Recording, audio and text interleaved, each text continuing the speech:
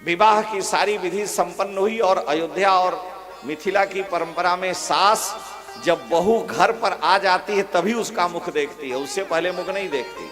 और मुख देखने के बदले में कुछ देना पड़ता है। 3 प्रधान सास हैं, 4 बहुएं हैं, कौशल्या, कैकेयी, सुमित्रा। कैकेयी जी को बड़ा नाज था कि संसार में हमसे सुंदर कोई नहीं है।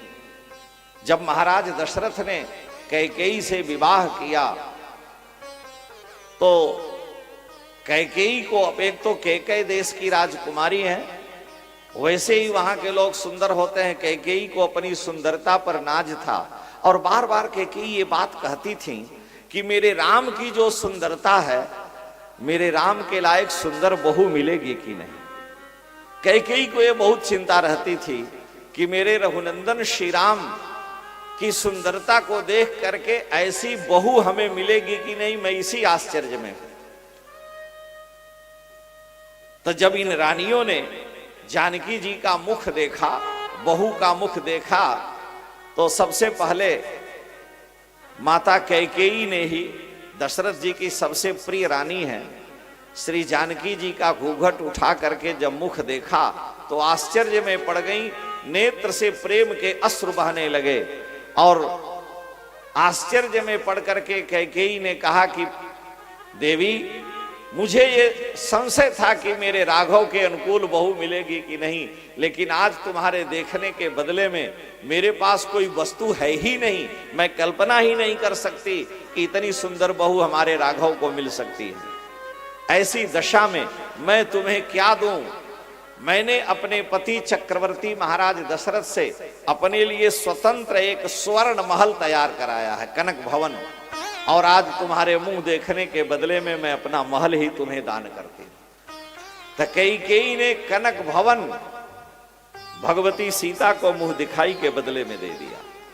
माता कौशल्या, उसके बाद इनका नंबर आता है, जबकि बड़ी रानी यही है। माता कौशल्या ने जब जानकी जी का मुख देखा वो भी आश्चर्य में पड़ गई और उन्होंने कहा कि सीते, तुम्हारे मुख देखने के बदले में कोई हीरा जवाहरात, पन्ना, मोती, नवलखा हार देकर मैं तुम्हारा अपमान करूंगी, क्योंकि उसकी बराबरी नहीं हो सकती। कैकेयी के पास तो सुवर्ण महल था, तुम्हें दे दी, मैं क्या दूं? मेरे पास तो कुछ है नहीं।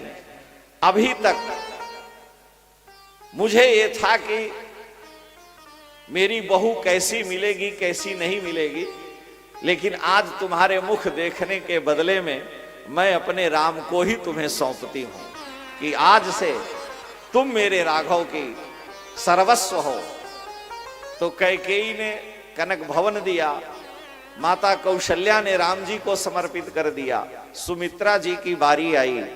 जब उन्होंने जानकी जी का मुख देखा तो सुमित्रा जी के नेत्र सजल हो गए। कहा, देवी, मेरे पास तो कुछ नहीं है।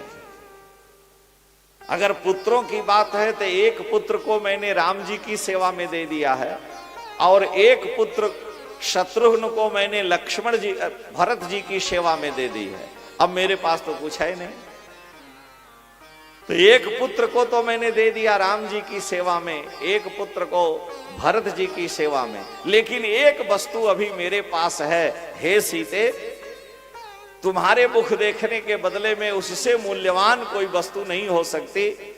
अभी तक लक्ष्मण को मैंने राम को सौंपा, शत्रुघ्न को भरत की सेवा में लगा दी, लेकिन उनकी माता मैं थी। आज से मैं अपना मातृत्व तुम्हें समर्पित करती हूं कि आज से मेरे लक्ष्मण की जननी तुम हो, मेरे शत्रुघ्न की जननी तुम हो। इसीलिए तो महर्षि वाल्मीकि ने लिखा कि हे लक्ष्मण, तुम जा रहे हो राम जी के साथ। तो सुमित्रा जी ने कहा कि अगर तुम मेरे पुत्र हो और मैंने मातृत्व सीता को सौंपा है तो वन में कभी भी मेरा स्मरण नहीं करना, उर्मिला और मेरी याद नहीं करना। रामम दशरथम विद्धे, राम जी को अपना पिता दशरथ समझना, और माम विद्धि जनकात्मजाम, और मुझको मुझ सुमित्रा के रूप में सीता को ही देखना, सीता जी ही आज से तुम्हारी मां है, देने पहले ही सौंप दिया है।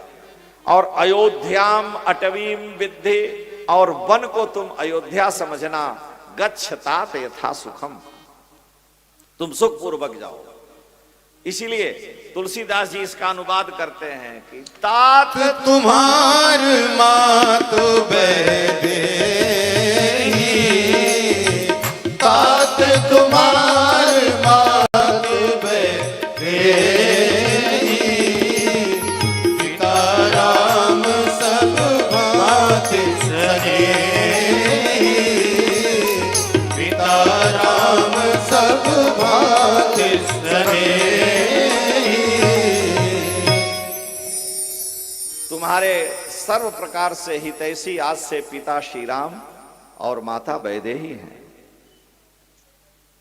चारों राजकुमारियां चारों राजकुमार के साथ सुख पूर्वक अयोध्या में रह रहे हैं।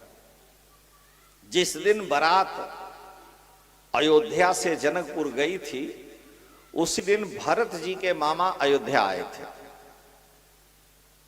महाराज अश्वपति जो भरत जी के नाना हैं, कैकेयी के पिता हैं, उनका संदेश लेकर के कैकेयी के भाई युधाजित जी महाराज आए थे। क्योंकि अश्वपति महाराज अपने दौहित्र यानी कैकेयी के पुत्र भरत जी को बारंबार देखने के लिए लालायित रहते हैं। जब भरत जी ननिहाल जाते हैं 2-4-6 महीना वो विदा ही नहीं करते, इसलिए वो भरत को लेने आए थे।